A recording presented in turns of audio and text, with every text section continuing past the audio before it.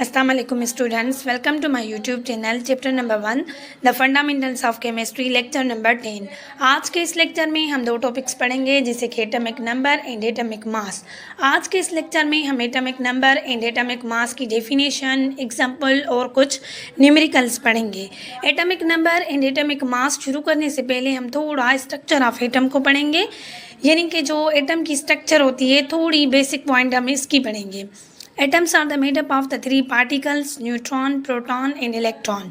जो एटम है वो थ्री पार्टिकल्स की कॉम्बिनेशन से बनता है, और वो थ्री पार्टिकल्स कौन कौन से होते हैं? न्यूट्रॉन, प्रोटॉन एंड इलेक्ट्रॉन होता है, जिनके कॉम्बिनेशन से एटम बनता है। Where the protons and the neutrons are present in the nucleus of atom and the electrons are revolving around the nucleus. जो प्रोटॉन एंड न्यूट्रॉन होते हैं वो एटम के न्यूक्लियस में पाए जाते हैं, और जो इलेक्ट्रॉन होता है वो न्यूक्लियस के अराउंड रिवॉल्व करता है। मैंने पहले भी आपको एक बेसिक चीज़ बताई थी और अभी भी बताऊंगी कि जो एटम है बेसिकली वो दो पोर्शंस में डिस्ट्रीब्यूट किया गया है, जो इनर पोर्शन और दूसरा आउटर पोर्शन। जो इनर पोर्शन होता है उसे न्यूक्लियस कहा जाता है, और जो आउटर पोर्शन होता है उसे ऑर्बिट कहा जाता है। जो इनर पोर्शन होता है उसके यहाँ प्रोटॉन एंड न्यूट्रॉन मौजूद होते हैं, और जो आउटर पोर्शन ऑर्बिट होता है उसके यहाँ इलेक्ट्रॉन्स मौजूद होते हैं जो कि रिवॉल्व करते हैं।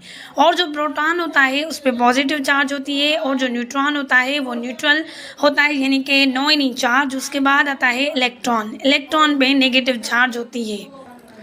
उसके बाद आता है एटॉमिक नंबर। अब हम इसकी डेफिनेशन पढ़ेंगे। The atomic number is the number of protons present in the nucleus of atom of any element.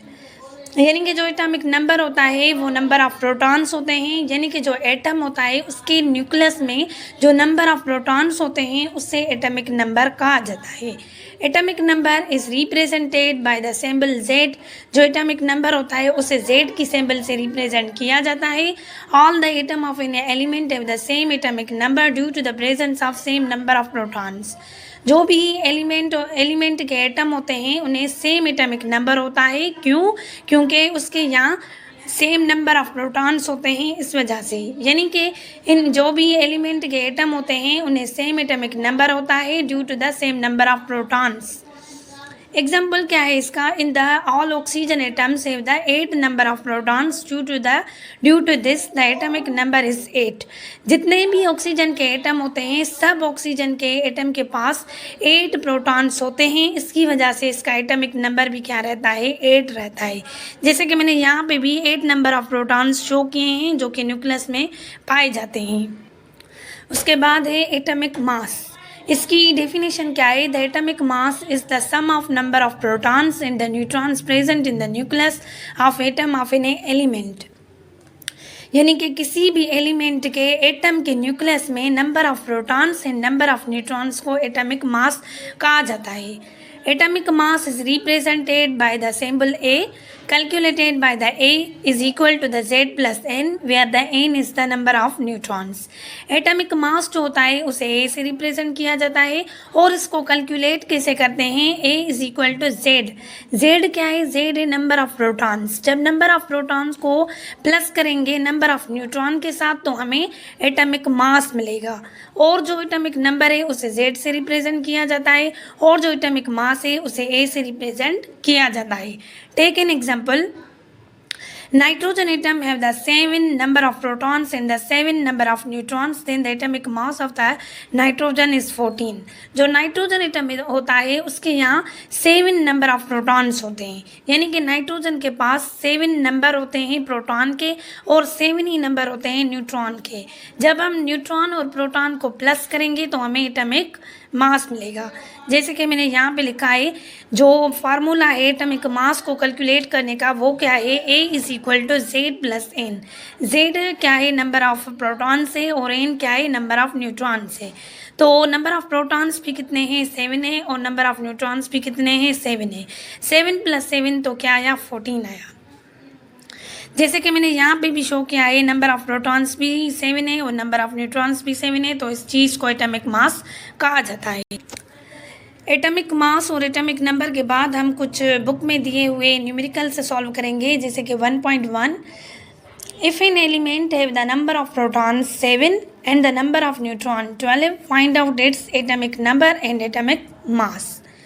ये क्वेश्चन एक दिया हुआ है कि जो एक एलिमेंट है उसके यहाँ 11 नंबर ऑफ प्रोटॉन्स मौजूद है और 12 नंबर ऑफ न्यूट्रॉन्स मौजूद है। इसका एटॉमिक नंबर भी फाइंड करें यानी कि Z, और एटॉमिक मास भी फाइंड करें यानी कि A। तो हम इस क्वेश्चन को देख के ही इसका आंसर निकाल सकते हैं। वो कैसे? जैसे कि यहाँ पे मौजूद है कि if N element have the number of protons 11, यानी कि जो एक एलिमेंट है उसके नंबर ऑफ प्रोटॉन्स कितने हैं? 11 है, और नंबर ऑफ न्यूट्रॉन्स कितने हैं? 12 है। हमें क्या क्या मालूम करना है? एटॉमिक नंबर और एटॉमिक मास। तो सबसे पहले यहाँ पे लिखा हुआ है नंबर ऑफ प्रोटॉन्स, तो हम ये देखेंगे कि नंबर ऑफ प्रोटॉन्स किस चीज़ को कहा जाता है। नंबर ऑफ प्रोटॉन्स तो एटॉमिक नंबर को कहा जाता है, यानी कि जो एटॉमिक नंबर है वो तो हमें यहाँ पे ही मिल गया। एटॉमिक नंबर की मीनिंग क्या होती है? डेफिनेशन क्या होती है? Number of protons. Number of protons कितने हैं? 11 है। ये तो हमें यहाँ पे ही आंसर मिल गया। उसके बाद कह रहा है कि नंबर ऑफ न्यूट्रॉन्स कितने हैं? 12 है। और हमें क्या मालूम करना है? एटॉमिक मास मालूम करनी है। तो एटॉमिक मास हम कैसे निकालते हैं? A = Z + N। तो Z हमें कितना मिला है? 11 मिला है। 11 प्लस नंबर ऑफ न्यूट्रॉन्स कितने हैं? 12 है। तो ये तो हमें क्वेश्चन को देख के ही आंसर मिल गया, जो कि क्या है? 23 है। मगर हम एग्ज़ाम पॉइंट ऑफ व्यू से देखें तो हम कैसे लिख के आएंगे एग्ज़ाम में? तो उसमें हम इस तरह से लिख के आएंगे, डायरेक्ट नहीं लिखेंगे, अच्छे तरीके से लिखेंगे ताकि हम अच्छी मार्क्स हासिल कर सकें।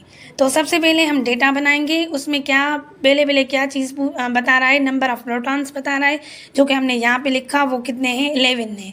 उसके बाद है नंबर ऑफ न्यूट्रॉन्स, जो कि कितने हैं? 12 है। हमें फाइंड क्या करना है? एटॉमिक नंबर फाइंड करना है और एटॉमिक मास भी फाइंड करनी है। तो जैसे मैंने आपको पहले बताया कि जो एटॉमिक नंबर है उसकी डेफिनेशन क्या होती है? Number of protons. तो नंबर ऑफ प्रोटॉन्स यहाँ पे कितने हैं? 11 है। तो हमने यहाँ पे क्या लिखा है? As we know atomic number is the number of protons due to this. जो एटॉमिक नंबर है वो कितना है?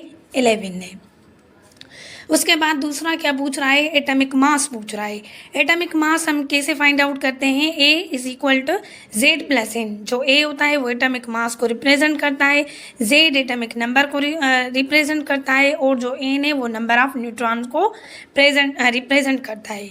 ठीक है, तो एटॉमिक मास कितनी आएगी? 23। ये कैसे निकली? जो नंबर ऑफ प्रोटॉन्स है वो क्या है? 11 है, जो कि एटॉमिक नंबर ही है जिसे Z से रिप्रेजेंट किया है, और जो N है नंबर ऑफ न्यूट्रॉन्स वो कितने हैं? 12 है। तो इसको हमने प्लस किया तो कितना आया? 23। अब हम यहाँ पे ये चीज़ देखेंगे कि 11 एटॉमिक नंबर है और जो मास है वो कितनी है? 23 है। तो ये कौन सा एलिमेंट है? ये सोडियम है। यह क्या है? कौन सा एलिमेंट है? सोडियम है, जिसे Na से रिप्रेजेंट किया जाता है। ये चीज़ आप लिख सकें तो नीचे नोट करके लिखें, अदरवाइज़ आप इसको छोड़ दें, जस्ट एटॉमिक नंबर और एटॉमिक मास पे फोकस करें। उसके बाद क्वेश्चन नंबर 2 1.2 है। इसमें क्या चीज़ पूछ रहा है? How many number of protons and the neutrons are there in an atom having the A = 40 and Z = 20। तो हम इसको भी देख के ही आंसर बता सकते हैं। वो कैसे? जैसे कि नंबर ऑफ प्रोटॉन्स पूछ रहा है और नंबर ऑफ न्यूट्रॉन्स पूछ रहा है। इससे पहले वाले क्वेश्चन में हमें नंबर ऑफ प्रोटॉन्स और न्यूट्रॉन्स मिले हुए थे, हमें एटॉमिक नंबर और एटॉमिक मास फाइंड आउट करनी थी। मगर यहाँ पे क्या है? यहाँ पे उल्टा दिया हुआ है कि number of protons and number of neutrons हमें मालूम करने हैं। तो एटॉमिक नंबर हमें क्या मिला हुआ है? 20। तो एटॉमिक नंबर हम किस चीज़ को कहते हैं? नंबर ऑफ प्रोटॉन्स को कहते हैं। तो ये हमें यहाँ पे आंसर मिल गया। उसके बाद क्या कह रहा है कि number of neutrons find out करें। तो नंबर ऑफ न्यूट्रॉन्स में हमें एटॉमिक मास ही देखनी पड़ेगी, वो कितनी है? वो है 40। तो हम क्या करेंगे? 40 - 20 करेंगे तो हमें नंबर ऑफ न्यूट्रॉन्स मिलेंगे। वो कैसे? हम एग्जाम पॉइंट ऑफ व्यू से इसे देखेंगे। तो सबसे पहले हम बनाएंगे डेटा। डेटा में कौन सी चीज़ मिली हुई है? वो है एटॉमिक मास, जो कि 14 है, और एटॉमिक नंबर क्या है? 20 है। जो मिली हुई होगी उसे हम पहले लिखेंगे और जो फाइंड आउट करेंगे उसे लास्ट में लिखेंगे। तो हमें क्या मालूम करना है? Number of protons and number of neutrons find out करना है। तो जो नंबर ऑफ प्रोटॉन्स है उसे क्या कहा जाता है? उसे एटॉमिक नंबर कहा जाता है। तो नंबर ऑफ प्रोटॉन्स कितने मौजूद है? ये चीज़ देखनी है। तो जो एटॉमिक नंबर है वो कितना है, 20 है। एटॉमिक नंबर 20 है, इट मीन्स के नंबर ऑफ प्रोटॉन्स भी कितने हैं, 20 है। As the number of proton is Z is equal to 20। उसके बाद हमें क्या देखना है, नंबर ऑफ न्यूट्रॉन्स देखना है, जो कि नंबर ऑफ न्यूट्रॉन्स हम कैसे देखेंगे, जो एटॉमिक मास होती है उसे क्या बोला जाता है कि sum of all the neutrons plus protons, तो इसे एटॉमिक मास कहा जाता है। तो हम एटॉमिक मास का यहाँ पे फार्मूला यूज़ करेंगे, A is equal to Z plus N। इस फार्मूले को हम रीअरेंज करेंगे, रीअरेंज करके हम N को बाहर निकालेंगे। उसके बाद जो यहाँ पे Z है, Z यहाँ पे प्लस में थी, जब N से अलग हो जाएगी तो फिर क्या होगी कि माइनस में आएगी। ठीक है, तो A माइनस Z यानी कि एटॉमिक मास माइनस करेंगे एटॉमिक नंबर। जो एटॉमिक मास है वो क्या है, 40 है, और जो एटॉमिक नंबर है वो क्या है, 20 है। 40 माइनस 20 तो क्या आया, 20। ये चीज़ क्या है, नंबर ऑफ न्यूट्रॉन से। तो पहले क्वेश्चन की तरह हम ये भी देखेंगे कि ये क्या है कि नंबर ऑफ प्रोटॉन्स कितने हैं, 20 है, यानी कि जो एटॉमिक नंबर है वो 20 है, और जो एटॉमिक मास है वो कितना है, 40 है। तो ये कौन सा एलिमेंट है, ये कैल्शियम है।